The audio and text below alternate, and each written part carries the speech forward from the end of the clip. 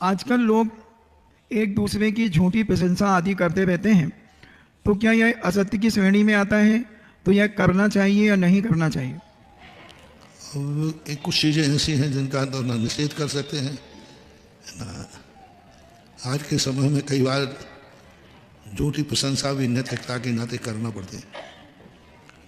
जैसे एक दिन हमने प्रवचन दिया था, निश्चय न सबको खुश करता है, किसी से बुराई नहीं लेता, बोले सब भगवान हो, सब भगवान हो। और सही क्या है? कोई भगवान है ही नहीं। तो दुनिया में धारण करना सकता है, अंतरंग से तो यह ठीक नहीं है।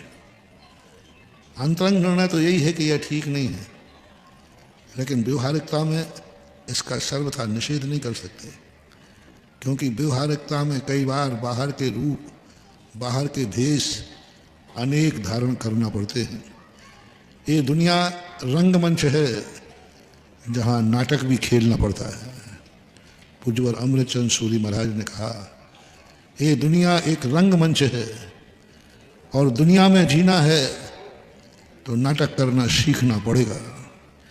यदि दुनिया के रंगमंच पर तुमने नाटक करना नहीं सीखा तो ये दुनिया तुम्हें आउट कर देगी।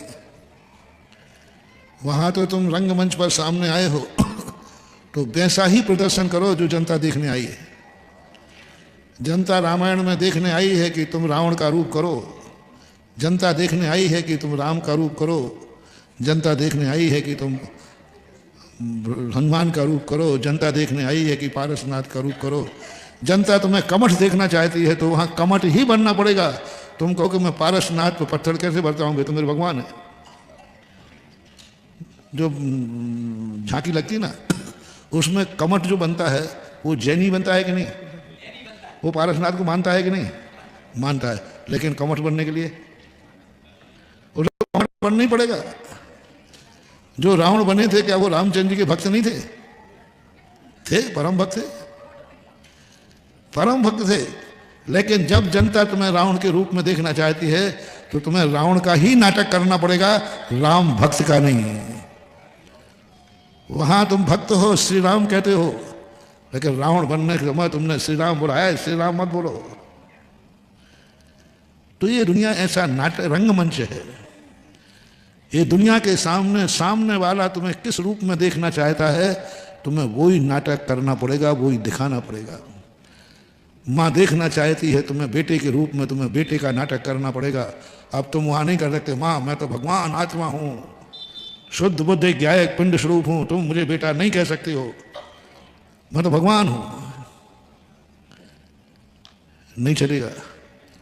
वहाँ माँ के सामने तुम्हें बेटे का ही नाटक और पिता के सामने बेटे के सामने तुरंत नाटक बदल दो, ड्रेस बदल दो। पिता के सामने बेटे की नाटक और बेटे के सामने बाप का नाटक, भाई के सामने भाई का नाटक। पत्नी आ गई तो जल्दी भेष बदलते जाओ, सब ड्रेस में तैयार रखो। पत्नी कहती है मैं तुम्हें बेटा के रूप में नहीं, बाप के रूप में नहीं, मैं तुम्हें पति के रूप में देख रही हूँ, पति का नाटक करो। तो सर तुम तुरंत पति का नाटक करना शुरू कर देना। सुन रहे हो, दुनिया में जीना है तो नाटक खोर बनो।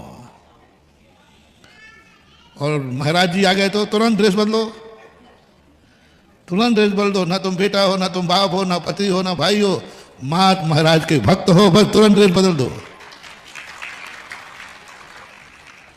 और बाहर जाकर दोस्त मिल गए तो अब दोस्त की ड्रेस पहन लो। ये करना ही पड़ेगा। ये मायाचारी नहीं है, ये कुशलता है।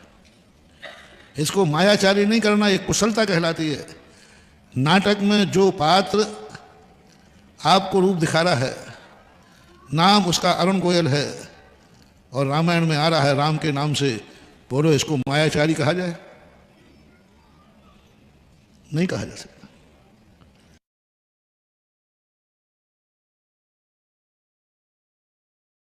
चंद सूरी महाराज ने समय सार के अंदर आत्मज्ञा टीका में लिखा कि जो मुमुक्षु होता है, सम्यक दृष्टि होता है, मिथ्या दृष्टि को नहीं कहा। मिथ्या दृष्टि तो अपने आप को तद्रूप मानता है कि मैं वही हूं जो मुझे सामने वाला देख रहा है। सम्यक दृष्टि को कहा कि सम्यक दृष्टि दुनिया में रहता है, सबसे बड़ा नाटक खोर यदि कोई है तो उसका नाम सम्यक दृष्टि, सम्यक ज्ञानी। गजब की बात कही उन्होंने। क्योंकि सम्यक दृष्टि सम्यक ज्ञानी जो है वो सारी दुनिया के साथ रिश्ते निभाएगा, लेकिन अंदर से कहेगा कोई किसी का नहीं है। बाहर से क्या कहेगा? तुम मेरे हो और मैं तुम्हारा हूं, तुम मेरे पिता हो, मैं तुम्हारा बेटा हूं। और अंदर चैतन्य स्वरूप चेतना में रहेगा कोई किसी का नहीं है। यह दशा सम्यक दृष्टि की दशा बता रहा हूं। अभी तक तुमने सोचा होगा कि मिथ्या दृष्टि मायावी नाटकखोर होते हैं, लेकिन सही नाटकखोर यदि कोई है तो सम्यक दृष्टि है। जैसे मैंने कहा, नाटक में उसने कमठ का रूप धारण कर लिया, नाटक में उसने रावण का रूप धारण कर लिया, तो ये मायाचारी नहीं है, ये नाटक की मांग है। इसी प्रकार संसार में तुम जीते हो, ये मांग नहीं, मायाचारी नहीं है। वहां मांग है माँ की कि माँ तू मेरा बेटा है, ये मांग है। आपको बेटा का रूप करना पड़ेगा, माँ के पैर छूना पड़ेंगे, ये मांग है नाटक। ये संसार की मांग है, मायाचारी नहीं है। लेकिन सम्यक दृष्टि जो है अंतर चेतना में, वो कहता है मैं सम इस रिश्तों से पार, मैं एक चैतन्य घन स्वरूप ज्ञान आत्मा हूँ अनुभव से। लेकिन नाटक वो करता है। इसलिए दुनिया में जीना है तो नाटक के समान, रामलीला के समान अपने पात्र का, अपने रूप का, बाहर का रूप बदलो। इसलिए कहीं निंदा करना पड़ेगी अपनों की, कहीं प्रशंसा करना पड़ेगी दुश्मनों की, कहीं अपनों की गुणवानों की भी निंदा करना पड़ेगी। हाँ, अपने गुणवानों को निंदा करने में सौधर्मेंद्र इंद्रभूति के सामने महावीर की साड़ी धोती, मैं महावीर का शिष्य हूँ और मुझे ये जिज्ञासा हुई है, वहाँ पर मेरा समाधान नहीं हो पाया। बताओ, त्रिलोकीनाथ महावीर स्वामी की वहाँ क्या फजीती कर दी इंद्र ने कि हमारे महावीर स्वामी को ये प्रश्न का जवाब नहीं आया और उनकी सभा में ये प्रश्न उठा था। इसलिए मैं आपके पास पूछने आया हूँ। कभी कभी गुणवानों की निंदा करना पड़ती है, कभी कभी अवगुण की प्रशंसा करना पड़ती है। ये संसार है, करना पड़ेगा। इसे मायाचारी मत समझना, ये कुशलता और विवेक कहलाता है। जय जिनेंद्र। दोस्तों, अगर आपको मेरी वीडियो अच्छी लगती है तो प्लीज़ मेरे चैनल को लाइक करें, शेयर करें, सब्सक्राइब करें। इसी तरह से अपना प्यार देते रहें। Thank you.